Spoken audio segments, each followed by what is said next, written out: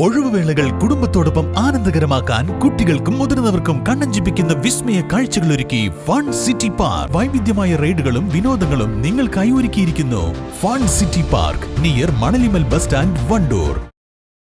ദീർഘകാലത്തെ കാത്തിരിപ്പിനൊടുവിൽ Shoranur Nilambur MEMU service യാഥാർത്ഥ്യമായി.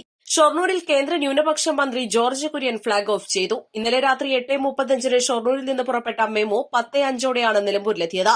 നിലമ്പൂർ റെയിൽവേ സ്റ്റേഷനിൽ ആരടൻ ഷൌക്കത്ത് എംഎൽഎയുടെയും നിലമ്പൂർ മൈസൂർ റെയിൽവേ ആക്ഷൻ കൌൺസിലിന്റെയും രാഷ്ട്രീയ പാർട്ടി പ്രതിനിധികളുടെയും നേതൃത്വത്തിൽ ഉജ്ജ്വല സ്വീകരണം നൽകി. വിവിധ സ്റ്റേഷനുകളിലും മെമു സർവീസ് നാട്ടുകാർ വരവേറ്റു.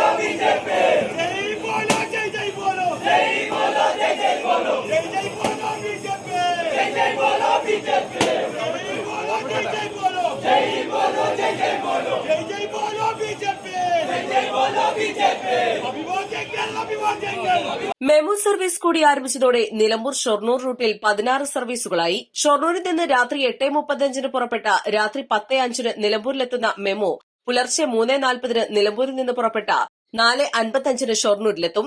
ഈ സമയക്രമം മാറ്റണമെന്ന് വിവിധ കേന്ദ്രങ്ങളിൽ നിന്ന് ആവശ്യമുയർന്നിട്ടുണ്ട്. ഇതേ തുടർന്ന് മെമു സർവീസ് സമയമാറ്റം പരിഗണിക്കുമെന്ന് കഴിഞ്ഞ ദിവസം നിലമ്പൂരിലെത്തിയ Palakkad division railway manager Madhukar Rauth ഉറപ്പു നൽകിയിട്ടുണ്ട്.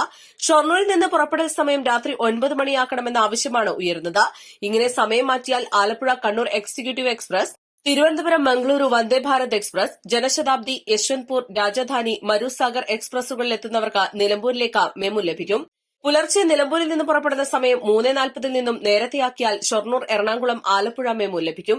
ഇത് തൃശൂർ, എറണാകുളം, ആലപ്പുഴ ഭാഗത്തേക്കുള്ള യാത്രക്കാർക്കും ഏറെ ഉപകാരപ്പെടും. 30-ാം തീയതിക്കുള്ളിൽ നമ്മൾ അണ്ടർ പാസ് തുറന്നു തരുമെന്ന് പറഞ്ഞിട്ടുണ്ട്. ഇനി നമ്മൾ നമ്മളൊരു ആവശ്യം ഉന്നയിച്ചിരിക്കുന്നത് നമ്മുടെ അപ്പുറത്തുള്ള പ്ലാറ്റ്ഫോം 2 അതിന്റെ നീളം കൂട്ടി ഒന്ന് ഉയരം കൂട്ടാൻ വേണ്ടിയാണ്.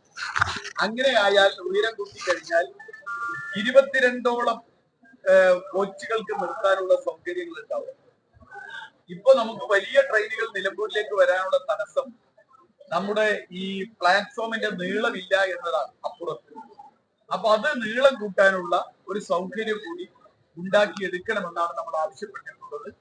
അതും നമ്മുടെ പരിഗണിക്കാം എന്ന് ഉറപ്പ് നൽകിയിട്ടുണ്ട്. അതും കൂടി വന്നു കഴിഞ്ഞാൽ വേണാട് എക്സ്പ്രസ് അടക്കമുള്ള ട്രെയിനുകളെ നമുക്ക് നിലമ്പൂരിലേക്ക് കൊണ്ടുവരാൻ സാധിക്കും. അതിനു വേണ്ടിയുള്ള പരിശ്രമമാണ് ഇപ്പൊ നടത്തിക്കൊണ്ടിരിക്കുന്നത്. എന്തായാലും മെമു വന്നതിന്റെ വലിയ സന്തോഷം. മറ്റൊരു വലിയ സന്തോഷം കൂടി നിലമ്പൂരിന് പറയാനുണ്ട്. 9 വർഷമായി പണി മുടങ്ങിക്കിടന്നിരുന്ന നിലമ്പൂർ ബൈപ്പാസ് അതിന്റെ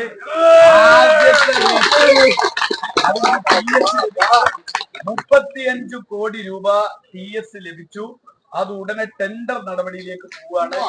ആദ്യത്തെ 2.5 കിലോമീറ്റർ ടാർ ചെയ്യുന്ന പ്രവൃത്തി ഉടനെ തന്നെ നടക്കും.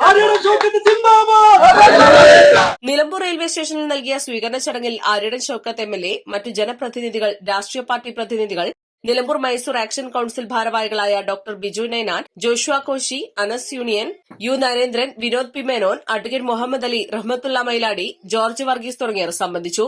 East Life, Nilambur.